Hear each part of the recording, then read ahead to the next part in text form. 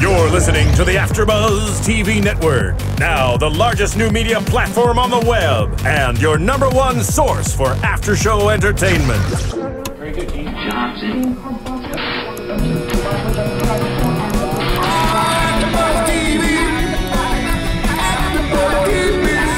The AFTERBUZZ Studios in Los Angeles, California. Presented by Maria Menounos and streaming live thanks to Akamai Technologies. This is AFTERBUZZ TV's The Originals After Show.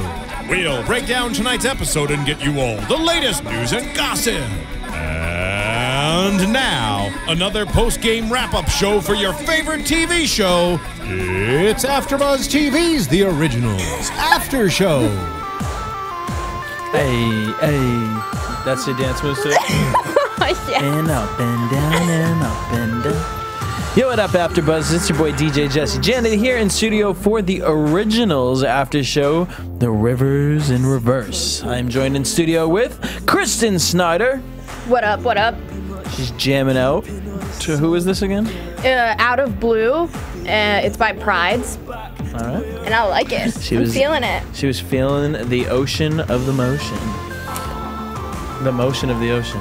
All that stuff. Yeah. And I was feeling this episode. I thought this was a great episode, start to finish.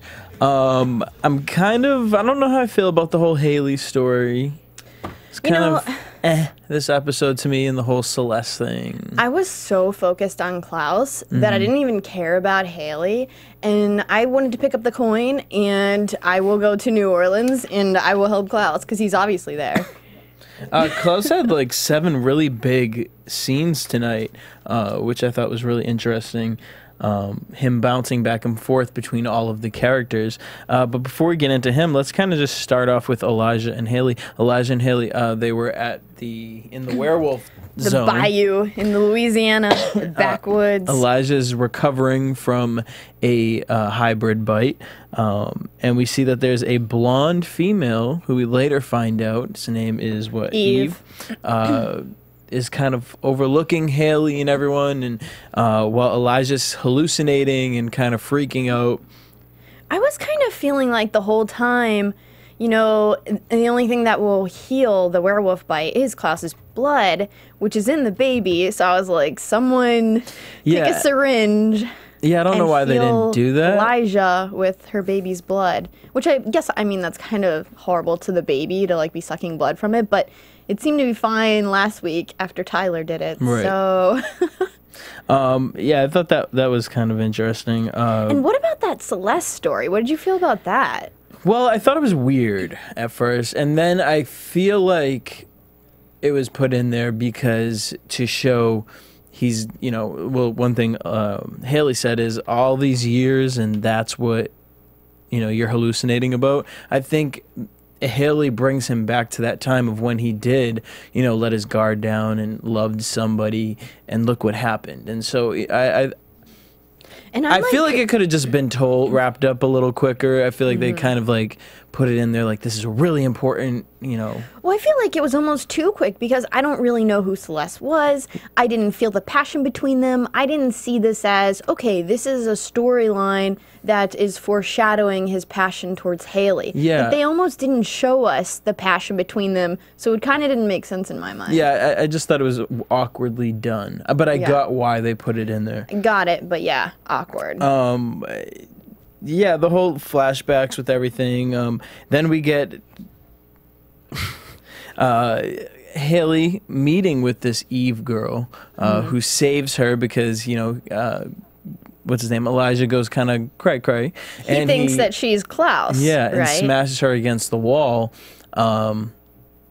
Eve stabs him and kind of talks to Hayley, and Hayley finds out that because of Marcel, all of the wolves in her family tree, most of them have either been killed or turned reversed. I liked that. Yeah, are normally werewolves, but full moon they turn to human. I thought I that really was really liked that because didn't we see a werewolf this season already in the originals, and we were kind of wondering who this huge werewolf was, so that makes a lot of sense. And I like that little switch up. It's something fresh. Yeah, and interesting to see, you know, how she burned off her birthmark and didn't want anyone to see, and, you know, warned her, be careful. So obviously that will come back into play in the future, which will be interesting. Do you think Hayley's going to worry about covering it up? Because Hayley's sort of always in a tank top. Like, I don't see Hayley burning off her birthright. Yeah, and I don't think she really cares because she's protected either way through the original. So I think she kind of feels like, I'm sorry that happened to you, but yeah, I mean, if I had something like that, I'm not going to cover it up. I mean, obviously, I don't know the dangers of it, and this Eve girl's trying to protect her at the same time, but I feel like that's definitely a gift that she's obviously wanting to explore, not cover up at this point. So. Yeah, what did you think about Elijah at the end saying, you know, I feel like my only purpose in life really is to fix Klaus. If that's not my purpose, then what is my purpose? Kind of an interesting.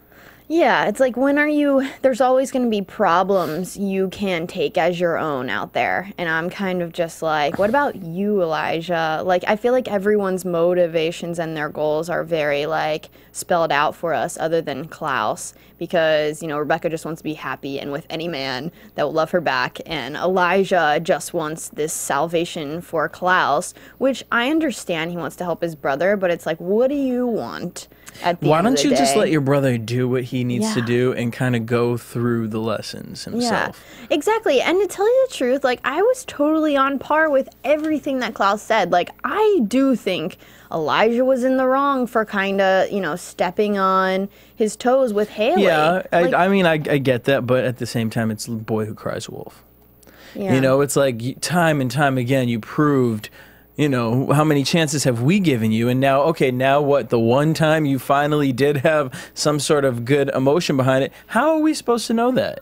Yeah. You know, so I get it. I do get it. It is kind of like, that sucks, bad timing. But at the same time, how can you expect us to really believe you, really trust you, when you've never shown this before?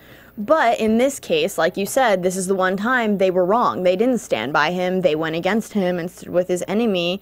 And, you know, they were kind of coming here to be like, Klaus, like, you have a child on the way and you need to change. And he was all, you know, seemed like he wanted to as well. And then they just assume, as soon as his enemy comes to town, that he has these ulterior motives brewing about making a hybrid army with the baby. And it's like, yes, he's always had to compel his friends, like, because he doesn't trust anyone, even Cammy, who I think would be his friend even if he didn't compel her, you know. But it's like, I don't know, I love Klaus and I side with him, and I get that he can't be trusted, but that's kind of, you know, why I also like him, because it's just like that betrayal. Once anyone betrays him, that's when he gets like that spark that you kind of love to watch. Like when the passion, yeah, the tears were like flowing down his face. Like, that was an amazing performance to watch. And in those moments, even with the coin and even with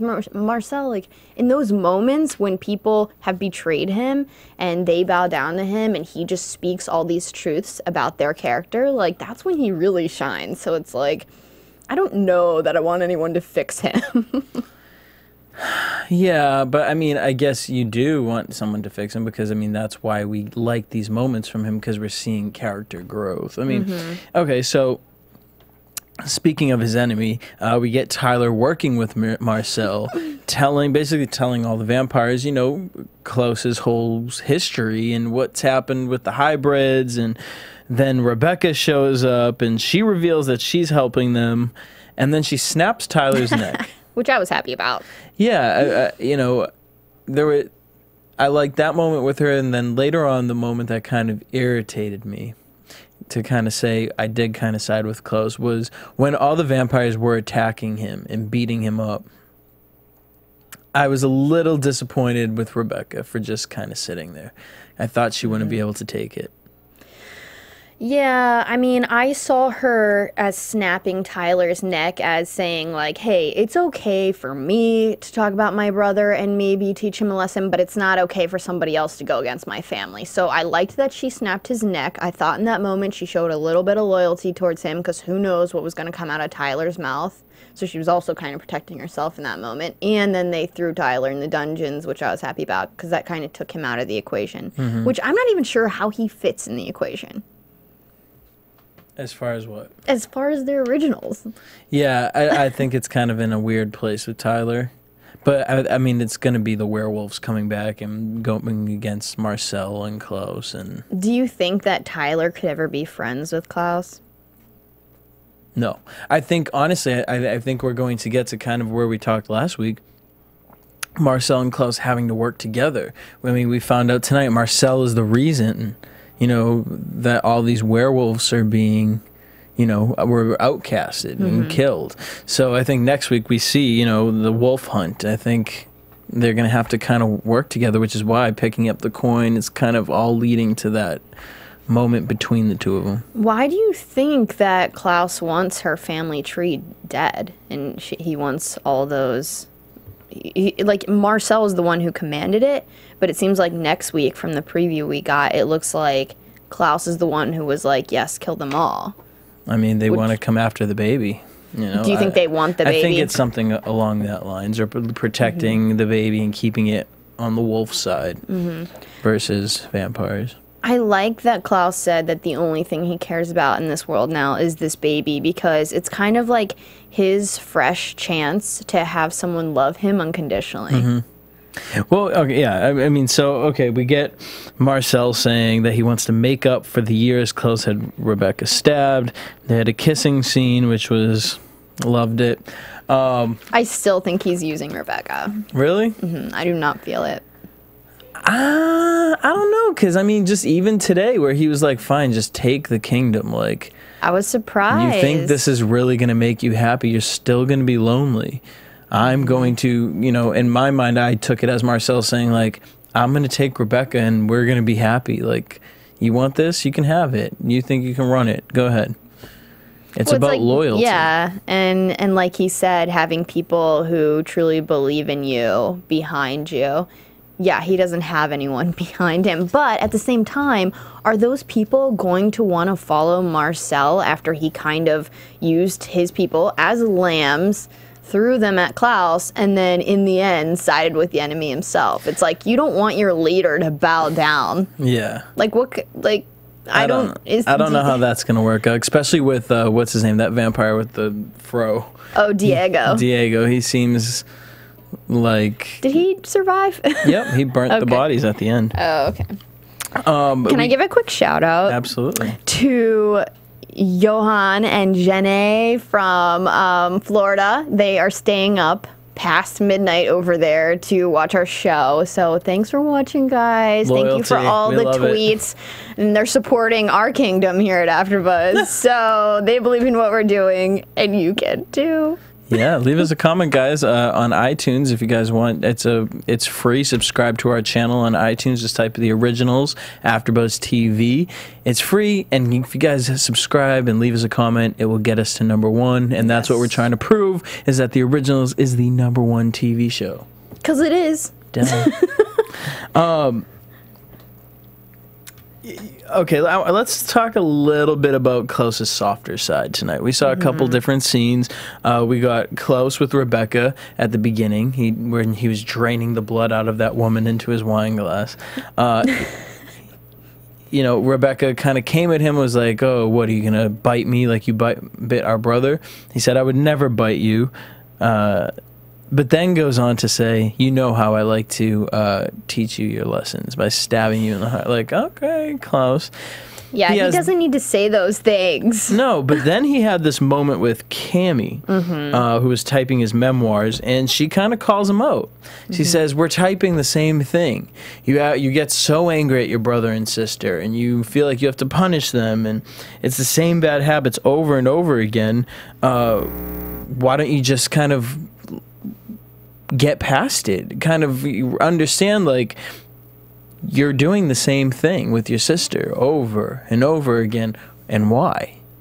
I don't know. I thought that was kind of for a stranger to kind of look at your outside life and kind of, comment about it. How do you think he took it? Well, he said later on that he normally would kill someone when they would do that. But it's like, sometimes we all kind of need that. Like, it sucks when that happens to you, when someone just decides they can speak up about your life and what you're doing and your actions. But at the end of the day, like, I hate that person, but then I do change my ways a little bit. It's, it's funny. I forget where I heard it a couple days ago, but you're just getting mad.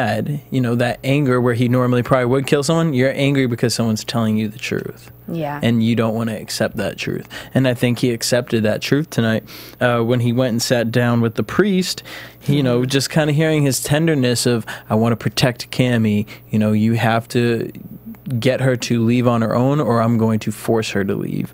Yeah, because he doesn't want her to be the victim of war, which I totally got. There's always that innocent person who could have walked away and doesn't and then gets killed in the end. But now that she has this whole revelation with the symbol. Which the revelation was so dumb. It was like, so basically you figured out that you're being compelled. What does that mean? Yeah. Now you're going to figure out Klaus is a vampire. Okay. Okay, you know that pretty much every day. Yeah. And then you forget. So it's like, yeah, that was kind of like the same. I put that in the same basket with the Celeste thing. I was just like, okay, this is obvious for the character, but I don't really get it, but okay. But do you think she's going to leave? No. Yeah. I liked that one quick little moment where Cammie Drew was drawing a tattoo and she was talking about how insecure Klaus is, and he said, "What is this?" And she said, "It's a sabotage to destroy you." Yeah, he believed it for a second. I liked that little moment. It was just kind of like, what the hell, dude? Like, calm down. Honestly, all he really needs is some therapy, so I'm glad that he is befriending the therapist who has her master's degree or whatever. Yes, that is the friend you need. Everyone should have a best friend who just happens to be a therapist. Why not? Yeah, it's free. We got a quick little scene with Klaus and Josh, which I thought Josh was totally going to get killed this episode. But I feel like when Klaus finds out Josh was working both sides, he's going to threaten to kill him, and then Davina's not going to allow that to happen. Yeah, it's like we got that threat from Klaus before this whole, sort of, it was very, this episode I can't help but saying, it was very, like, Christian, with the whole, we started out in the church confessing with Rebekah, and then we had Klaus sprung up, like his arms spread like he was Jesus on the cross, and then we got that reckoning that didn't happen in Christianity, but would have been awesome. It kind of did. Certain scenes come from that. We got Klaus and Marcel talking where he wants the dagger and Rebekah shows up and he feels betrayed. And then all of a sudden the vampires start coming and circling him. Totally reminded me of the scene from The Lion King with Scar and the hyenas. Just kind of like, oh shit. Me against the world.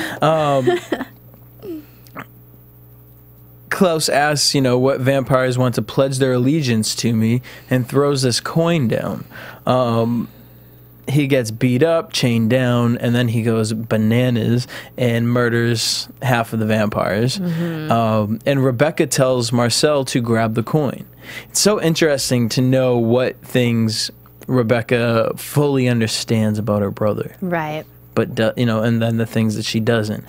So Marcel grabs this coin, which is why I feel like, I don't know, that's why it's hard for me to say I feel like Marcel's using Rebekah.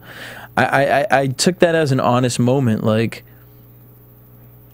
it's not worth it. This isn't. I mean, what else was he going to do? Like, she was so right. He would have died. Like, Klaus would have not stopped. He even called out Marcel to come finish it. Like, he would have not stopped in that moment had not Marcel done something drastic. And Marcel's lucky he had Rebekah by his side at that point, because I don't think he's kind of smart enough to realize that he could have stopped it by picking up the coin. I think if she wasn't there, it would have continued to be a massacre, and Marcel would have probably just left his people. After that, we get Klaus, who's pissed at Rebekah. She thought she was going to get stabbed with the dagger. He didn't, which was very interesting. And then to kind of hear him say, I can't believe you betrayed me, like you're my sister. And I think that kind of really stuck with her. And then, interesting enough for him to say that he was pissed that Elijah is falling for Hayley and that the baby will call him father. It was a very touching, honest moment from Klaus, and I like that we got to hear that truth from him. People are always speaking the truth when they're streaming with tears, but being so calm. It's like, that is when you are pouring your soul and not out to people. Yeah, and not reacting the way that you typically would act. Typically, he would go crazy and stab them, one of them. But in his mind, he's just so shocked and kind of taken aback. It's like, whoa. I honestly kind of feel like he's more surprised about Rebekah, and he says, you want to keep making the same mistake over and over again. It's interesting to see, this is the only reason I could kind of see Marcel using Rebekah. If they want to build that bond between Klaus and Rebekah, where in this episode he says, you do the same thing over and over again with this man, and it will never work. And it's interesting that he's so adamant about it, instead of letting it happen. Do you think he's not letting it happen because of his life and the things he's gone through, or he really, thinks Rebekah and Marcel will never be together? I think he knows they're not going to be together because he gave Marcel the chance to be with Rebekah before, and he chose to be a vampire, right? So it's like, at the end of the day, if you don't choose love, what are you, you choose power. And it's like, how are you ever going to choose love over power? It's like, same with Klaus. It's like, hopefully this child will change him. But I see Marcel as not choosing Rebekah, not building the house for her. But do you look at that in the same sense, Klaus does the same thing to his sister Rebekah? What do you mean? In the sense of, he doesn't really put her feelings first. He doesn't put her first. He doesn't put family first. Yeah, okay, he stabs them and saves them and puts them aside, but that's not. But I mean, that's putting his love. Yeah, that's that's putting love. them away and saying the way that I want to do it is the way it should be done. I mean, I think he's growing. I think he's changing, but I just think that if Marcel wanted to be with Rebekah, he would have found a way by now. That's obviously not his number one priority. I want it to be. I want it to be for Rebekah's sake. I just don't think it is. And I think that Klaus recognizes that someone who is in that position of power never desired love first. Yeah. He says to his brother and sister, I've been complacent. The one moment I wanted my family to stand by me, and you chose to stand against me. Oh. It was such a moment that you just wanted to be like, yeah, screw you guys. Yeah, I mean, like I said, I totally side with Klaus. But at the same time, I think that he was, getting a big head, and it's important that he hears all these things from Cammy, from Marcel, from his brother and sister, knowing he can't treat them like that, because maybe they won't be by his side next time.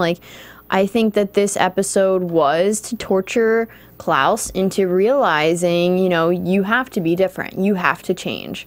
And so I almost wish that the whole episode was him being tortured by people.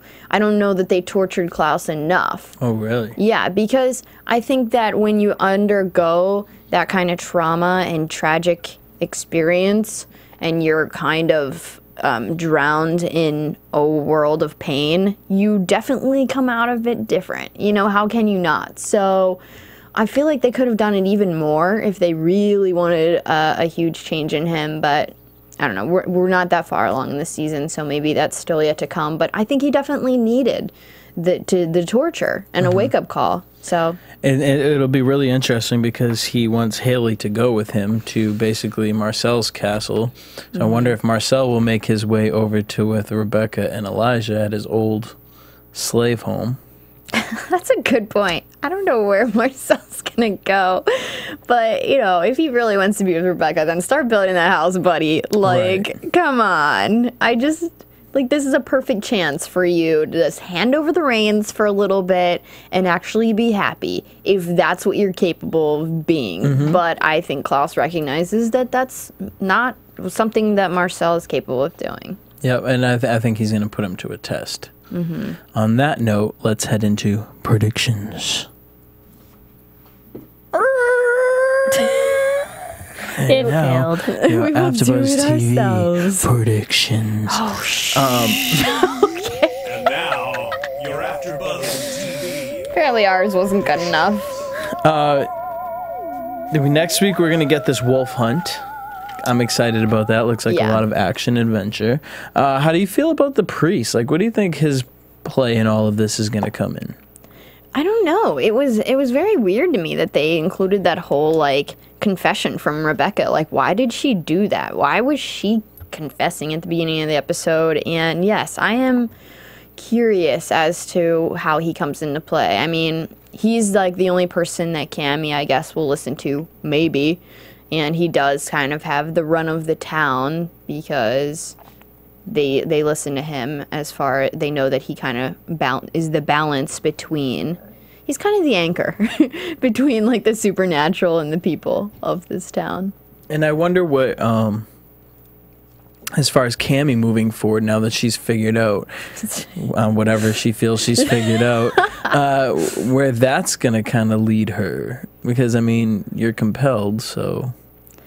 Yeah, it's like I wonder if now that she's figured it out of her compulsion, that she can kind of piece things together. I feel like she needs a new motivation because her whole motivation for being in New Orleans was to, you know, figure out what happened that caused her brother to go crazy and then get, you know, revenge on those people. And that all happened.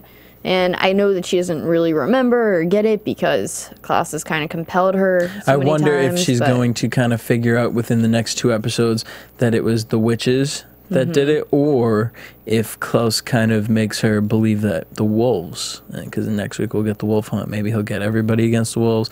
I wonder what's going to happen with Tyler. Hopefully they keep him in the dungeon. Like, I just don't feel like he's necessary. They gotta have him used for something because he's got something. And then as far as Marcel and Rebekah, where do you think that relationship's gonna go next week? Honestly, for Rebekah's sake, I really hope that Marcel steps up to the plate and is a man for at least 1 episode and like gives her the fairy tale she wants for 60 minutes. And if that never happens again, fine. I don't think he's capable of, you know, being everything she deserves. But I would like to see it for her sake. Yeah. I would too. I would like. As far as Marcel's character, I don't know how to feel about him yet. I don't. There's something that I like about him, but I don't feel that value to his character yet. We don't know. I don't know if I him. should care if he dies this season. Like, is he the big bad that needs to die this season? Am I going to get used to him for next season? Is this going to be like an ongoing battle between the two of them? Is the love between him and Rebekah going to be something that's continuous? So many questions. It's so many. I love it. Me too, and I really hope like you guys love it too. Make sure you guys tune in every single week here at AfterBuzz TV. Make sure you guys also check us out on iTunes, download us to our podcast, and keep the conversation going on Twitter all week long. You can tweet me at DJ Jesse J. At Cinematic Escape. Till next week, right? Yep. Yes, I think so. Next week, same time, same place. Peace. Peace. Happy holidays. From executive producers Maria Menounos, Kevin Undergaro, Phil Svitek, and the entire AfterBuzz TV staff, we would like to thank you for listening to the AfterBuzz TV network. To watch or listen to other after shows and post comments or questions, be sure to visit AfterBuzzTV.com. I'm Sir Richard Wentworth, and this has been a presentation of AfterBuzz TV. Buzz you later. The views expressed herein are those of the hosts only and do not necessarily reflect the views of AfterBuzz TV or its owners or principals.